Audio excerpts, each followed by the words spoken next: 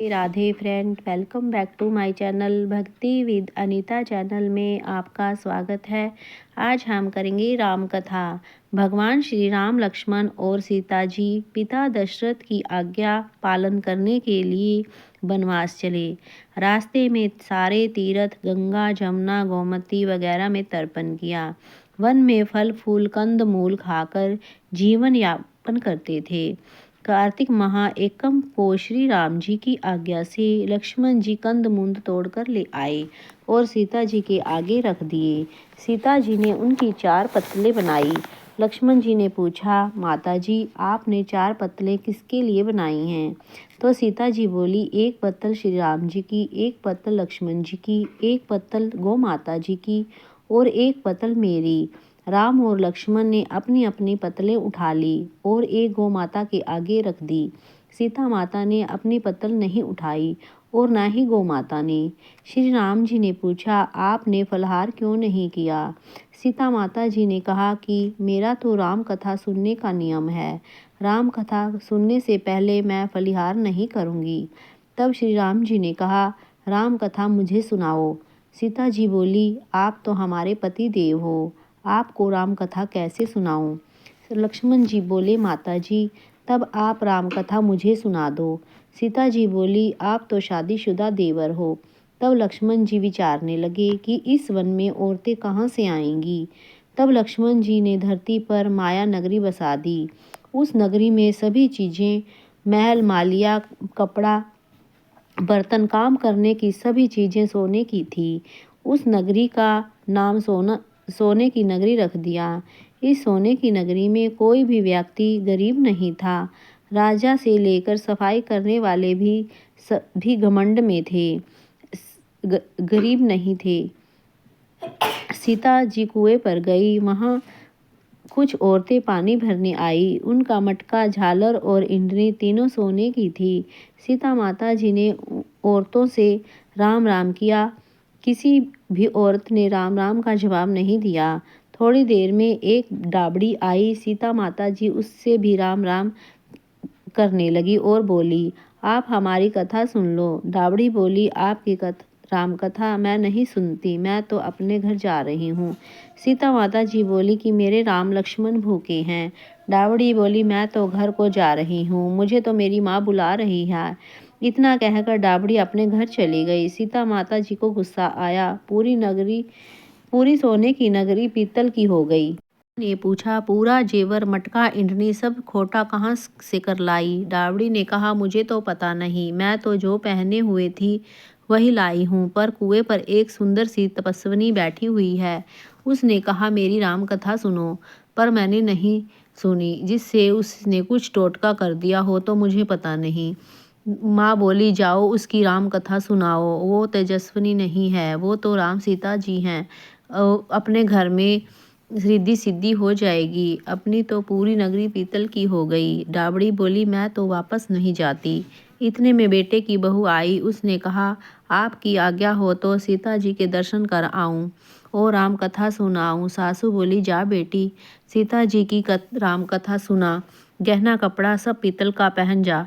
बहू कुएं पर जाकर बैठ गई। खाली मटका पानी से भरे और फिर खाली कर दे। यह देखकर सीता जी बोली, तुम्हारे घर में कोई काम नहीं है क्या? बहू बोली, माता जी मैं तो सब कार्य निपटा कर आई हूँ। तब सीता जी बोली, तुमने मुझे माता जी कहा, यह सुनकर मेरा मन हर्षित हो रहा है। अगर समय हो तो मेरी राम कथा सुन लो। बहू बोली, माता जी आप राम कथा सुनाओ। आपकी राम कथा सुनकर ही घर जाऊंगी। चंदन की चौकी, मोतियों का हार, राम कथा हमारे गले का हार। राम ध्याऊं, राम मनाऊं, राम कहे तो प्रदेश जाऊं। सीता जी ने राम कथा सुनानी शुरू की और बहू राम कथा सुनने लगी।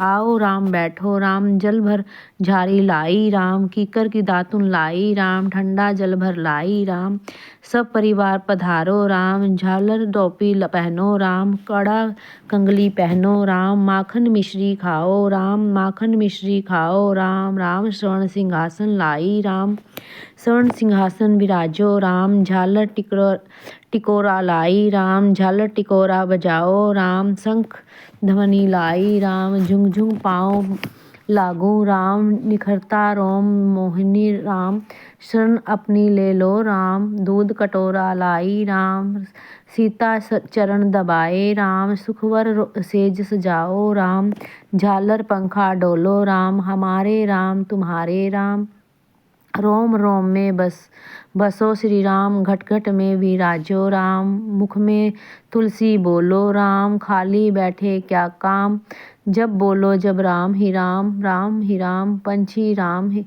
राम बोले, पंछी राम ही राम, पूर्ण होए सब काम, मेवा चिरंजी लाई राम, रुच रुच भोग लगाओ राम, राम खट्टा मीठा चखो राम, चरखा परखो लाई राम, चरखा परखो चखे राम, जो भाए सो ले लो राम, राम मन में धोखा रखना न राम।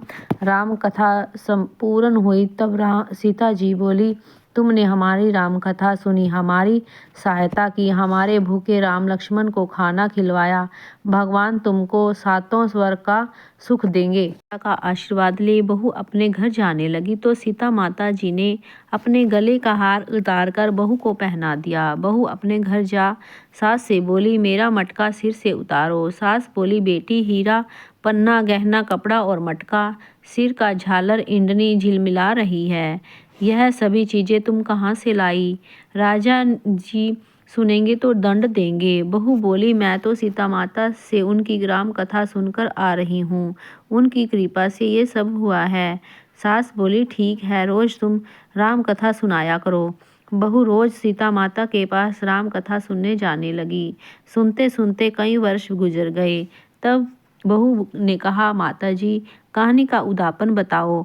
सीता माता जी बोली, 7 लड्डू 1 नारियल लेना और फिर उसके 7 भाग करना, एक भाग मंदिर में चढ़ाना,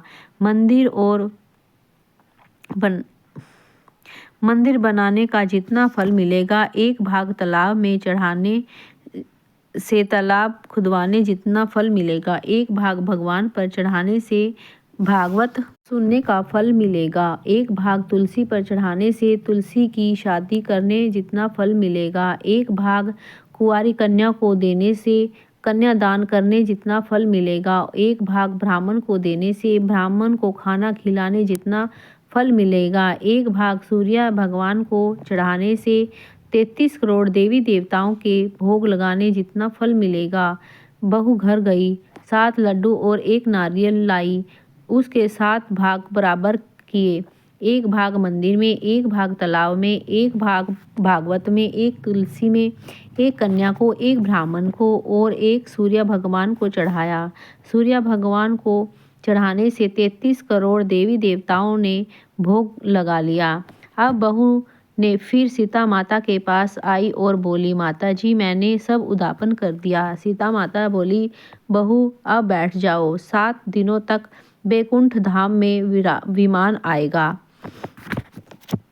सीता का आशीर्वाद ले बहू अपने घर जाने लगी तो सीता माता जी ने अपने गले का हार उतार कर बहू को पहना दिया। बहू अपने घर जा सास से बोली, मेरा मटका सिर से उतारो। सास बोली, बेटी हीरा पन्ना गहना कपड़ा और मटका, सिर का झालर इंडनी झिलमिला रही है, यह सभी चीजें तुम कहाँ से लाई?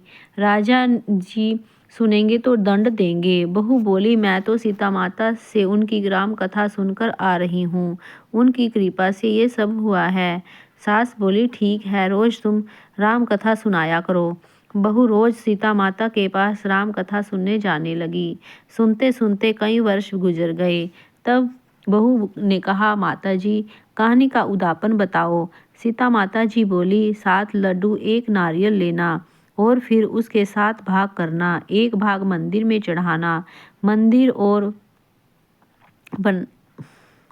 मंदिर बनाने का जितना फल मिलेगा, एक भाग तालाब में चढ़ाने से तालाब खुदवाने जितना फल मिलेगा, एक भाग भगवान पर चढ़ाने से भागवत सुनने का फल मिलेगा, एक भाग तुलसी पर चढ़ाने से तुलसी की शादी करने जितना फल मिलेगा, एक भाग कुंवारी कन्या को देने से कन्यादान करने जितना फल मिलेगा, एक भाग ब्राह्मण को देने से ब्राह्मण को खाना खिलाने जितना फल मिलेगा, एक भाग सूर्य भगवान को चढ़ाने से 33 करोड़ देवी देवताओं के भोग लगाने जितना फल मिलेगा।